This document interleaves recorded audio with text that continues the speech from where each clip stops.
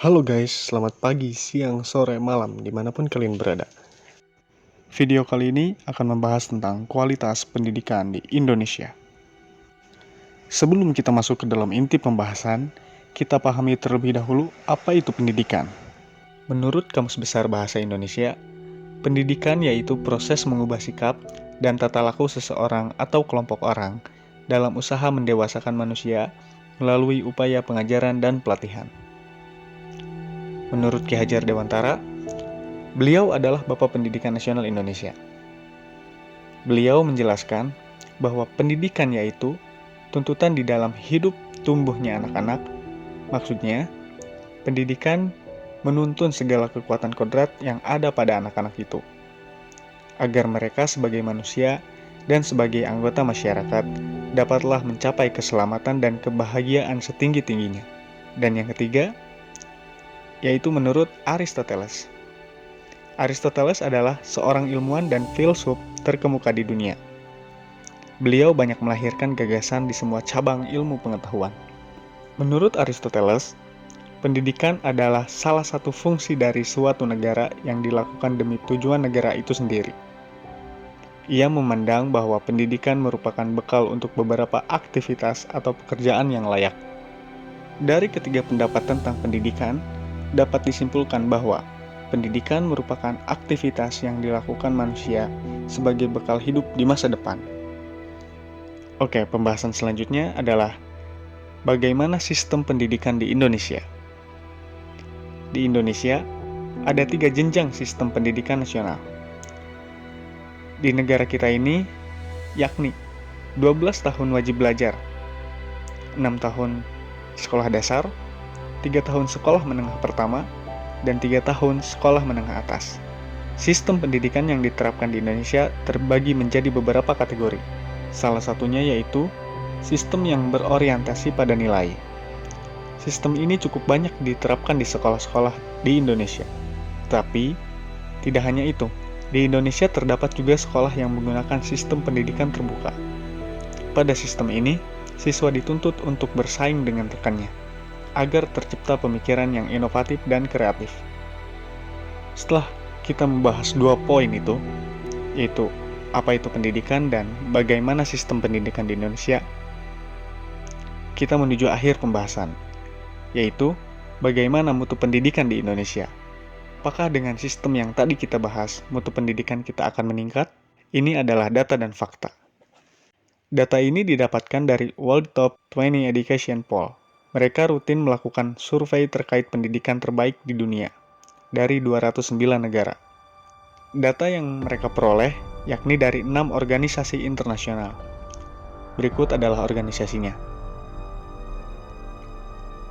Pada tahun ini, tahun 2023, peringkat pertama adalah Denmark.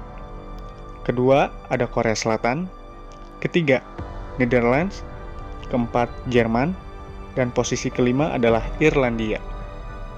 Itu dia 5 teratas peringkat pendidikan di dunia. Lalu, di mana Indonesia? Indonesia berada di urutan ke-67 dari 203 negara. Memang tidak terlalu akhir. Tapi apakah Indonesia ingin selamanya seperti ini? Oke, kenapa kita harus membahas pendidikan? Kita amati terlebih dahulu lingkungan kita. Lingkungan yang ada di sekitar kita. Permasalahan sosial seperti tak berujung.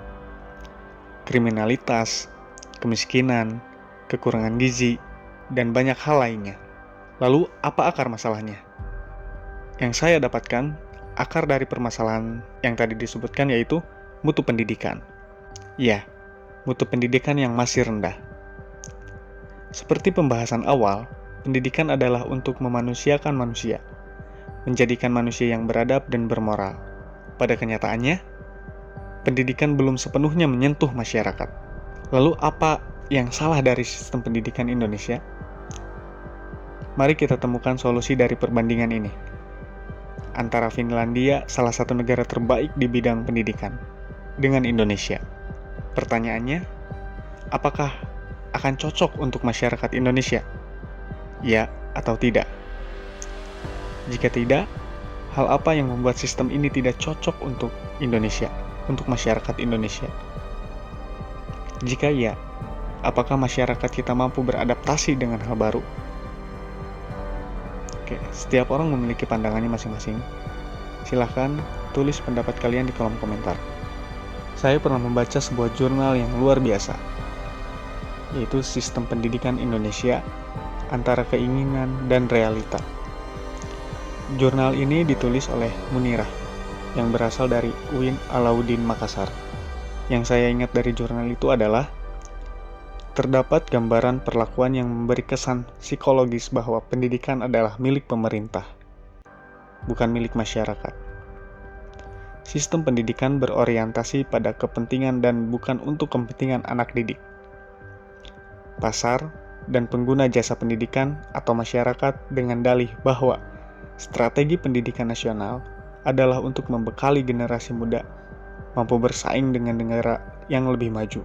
Namun, pada implikasinya, tidak sesuai cita-cita, keahlian yang diperoleh dalam posisi yang dimiliki secara individual.